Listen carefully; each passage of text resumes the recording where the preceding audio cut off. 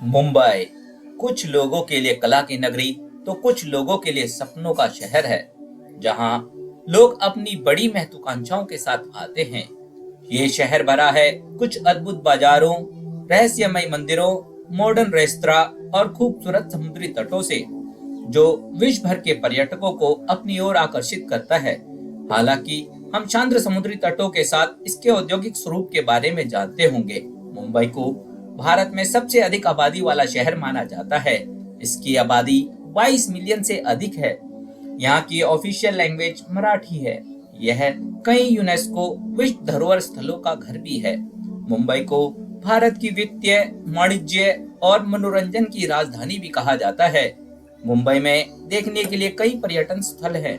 Gateway of India, Juhu beach, Elephanta caves, marine drive, जो आपका दिल जीत लेंगे। यहाँ दुनिया का सबसे महंगा घर एंटीलिया भी है। जय हिंद दोस्तों, ब्राइट लाइट में आपका स्वागत है। यदि आप मुंबई के बारे में अधिक जानना चाहते हैं तो कृपया वीडियो के अंत तक हमारे साथ बने रहें। मुंबई का निर्माण मूल रूप से 7 अलग अलग द्वीपों के रूप में किया गया था। इन द्वीपों को बॉम्बे, ओल्ड वुमेन्स आइलैंड या लिटिल कोलाबा, माहिम, परेल, मंझगांव और वर्ली के नाम से जाना जाता था। लगभग 5 शताब्दियों में ये सभी द्वीप एक हो गए और फिर मुंबई का निर्माण हुआ। यह वह समय था जब सभी अलग अलग द्वीपों का विलय कर दिया गया था, लेकिन हम अभी भी शहर में उनकी उपस्थिति को पा सकते हैं। यह इस शहर के इतिहास में सबसे महत्वपूर्ण भौगोलिक परिवर्तन की घटनाओं में से एक है। और यदि आप यहाँ के पुराने वास्तुकला बिल्डिंग को ध्यान से देखेंगे तो आप अभी भी इसकी संरचना के निशान देख सकते हैं। बहुत से लोग जानते हैं कि इस शहर का मूल नाम बॉम्बे था, लेकिन बाद में इसका नाम बदल दिया गया और अब हम इसे मुंबई के नाम से जानते हैं। लेकिन क्या आप इसके पीछे की वजह जानते हैं? पुर्तगाली मुंबई को बमबाया के नाम से पुकारते थे, क्योंकि पुर्तगाली शब्द में बमबाया का अर्थ है अच्छी खाड़ी। लेकिन बाद में पुर्तगाल की राजकुमारी कैथरीन का विवाह ब्रिटिश राजकुमार से होने के कारण मुंबई को उपहार स्वरूप ब्रिटेन को दे दिया गया, जिसके फलस्वरूप ब्रिटेन ने इसका नाम बॉम्बे रखा। वर्ष 1995 में जब क्षेत्रीय राजनीतिक दल शिवसेना महाराष्ट्र की सत्ता में आई तो उन्होंने इसका नाम बॉम्बे से बदलकर मुंबई करने का फैसला किया। इसके पीछे का कारण यह था कि बॉम्बे नाम ब्रिटिश उपनिवेशवादी की विरासत का संकेत था। शहर के नाम में मराठा विरासत को दिखाने और देवी मुंबा देवी को श्रद्धांजलि देने के लिए इस शहर का नाम अंततः बदलकर मुंबई कर दिया गया। मुंबई ही वह जगह थी जहां से ट्रेन की शुरुआत हुई थी। पहली ट्रेन की घोषणा वर्ष 1853 में की गई और इसे जनता के लिए खोल दिया गया, और यह उस समय से सार्वजनिक परिवहन का एक प्रमुख स्रोत बन गई। यह भी ज्ञात तथ्य है कि मुंबई लोकल ट्रेन दुनिया की सबसे व्यस्त परिवहन प्रणालियों में से एक है। लोग लगभग हर दिन अपने काम और अन्य यात्रा उद्देश्यों के लिए एक स्थान से दूसरे स्थान तक यात्रा करते हैं। मुंबई अपनी विशाल और तेज परिवहन सेवाओं के लिए जाना जाता है। बस सेवा सबसे पहले इसी शहर में शुरू की गई थी। भारत में पहली बस वर्ष 1926 में मुंबई में शुरू की गई थी। यही वह समय था जब परिवहन में लचीलापन आया, ताकि आम लोग इस पर अधिक खर्च किए बिना इसका लाभ उठा सके। बस का पहला रूट अफगान चर्च और क्रॉफर्ड मार्केट से शुरू किया गया था। उस समय से बस मुंबई की सड़कों पर सार्वजनिक परिवहन का एक प्रमुख स्रोत बन गई। तब से बेस्ट बसें प्रतिदिन 5 मिलियन से अधिक यात्रियों को ले जा रही हैं। यहाँ पर मुंबई की सर्वश्रेष्ठ डबल डेकर बस देखने को भी मिलेगी। अगर एविएशन इंडस्ट्री की बात करें तो इस क्षेत्र में भी मुंबई सबसे आगे है। वर्ष 1928 में यह वह स्थान था जहां पहला हवाई अड्डा बनाया गया था। मुंबई जुहू हवाई अड्डा अपने ऐतिहासिक महत्व के लिए लोकप्रिय है। इसके अलावा मुंबई का छत्रपति शिवाजी अंतर्राष्ट्रीय हवाई अड्डा दुनिया भर के सर्वश्रेष्ठ अंतर्राष्ट्रीय हवाई अड्डों की सूची में तीसरे स्थान पर है।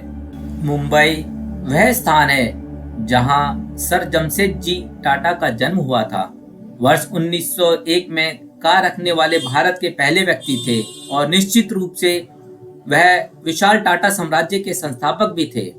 उन्हें एक उल्लेखनीय परोपकारी और कलापारखी के रूप में भी जाना जाता है। उनकी पहली कार ने उन्हें इस परिवहन वाहन को भारतीय लोगों के लिए अधिक उपयुक्त बनाने की प्रेरणा दी थी। द जंगल बुक की कहानी तो हम सभी जानते हैं। यह दुनिया भर में लोकप्रिय है और हर कोई इसे पसंद करता है। यदि आप किताब देखने से चूक गए हैं तो हो सकता है कि आपने इस कहानी को लोकप्रिय कार्टून श्रृंखला, एनिमेशन श्रृंखला या 3D फिल्म से जानते हो। यह एक ऐसी कहानी है जिसे भूलना कठिन है। रूडयार्ड कपलिंग नोबेल पुरस्कार विजेता थे और वे ही इस पुस्तक के लेखक थे।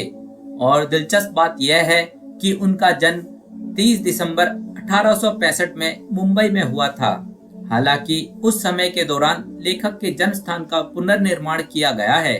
आप मुंबई के जे स्कूल ऑफ आर्ट में उनके जन्म स्थान का निशान देख सकते हैं। मुंबई में 3 सबसे लोकप्रिय विश्व धरोहर स्थल है। एलिफेंटा द्वीप पर एलिफेंटा गुफाएं, छत्रपति शिवाजी टर्मिनल या विक्टोरिया टर्मिनल और विभिन्न विक्टोरियन और आर्ट डेको इमारतें। मुंबई को अमीर और गरीब के बीच भारी अंतर के लिए जाना जाता है, क्योंकि मुंबई में देश के सबसे अधिक अरबपति और करोड़पति भी रहते हैं। इसलिए इसमें कोई आश्चर्य की बात नहीं है कि यहाँ दुनिया का सबसे महंगा घर एंटीलिया भी है। यह घर रिलायंस ग्रुप के संस्थापक उद्यमी मुकेश अंबानी का है, लेकिन साथ ही इसमें एशिया की सबसे बड़ी झुग्गी बस्ती धारावी भी है, जिनमें गरीब बेघरों के रहने के लिए अस्थायी घर होते हैं। मुंबई को भारत की आर्थिक राजधानी कहा जाता है। इसका कारण है यहाँ पर नेशनल स्टॉक एक्सचेंज, साथ ही साथ Bombay stock exchange, security exchange board of India और रिजर्व बैंक ऑफ इंडिया का हेडक्वार्टर।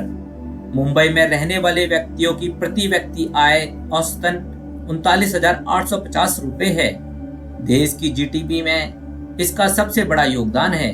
मुंबई में अर्थव्यवस्था का स्रोत अनौपचारिक सेक्टर के लिए बहुत बड़ा है, क्योंकि मुंबई में वड़ा पाव, पाव भाजी, मिसल पाव, पानी पूरी, दही बताता पूड़ी आदि प्रसिद्ध है, जिसके माध्यम से कोई भी इनफॉर्मल सेक्टर का व्यक्ति आसानी से अपनी आजीविका चला सकता है।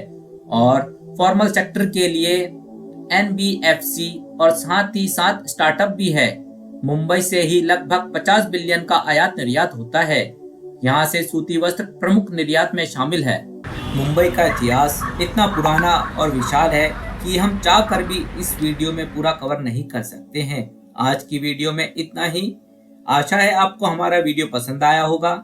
पसंद आया हो तो हमारे वीडियो को लाइक, शेयर, सब्सक्राइब करना मत भूलिए। धन्यवाद।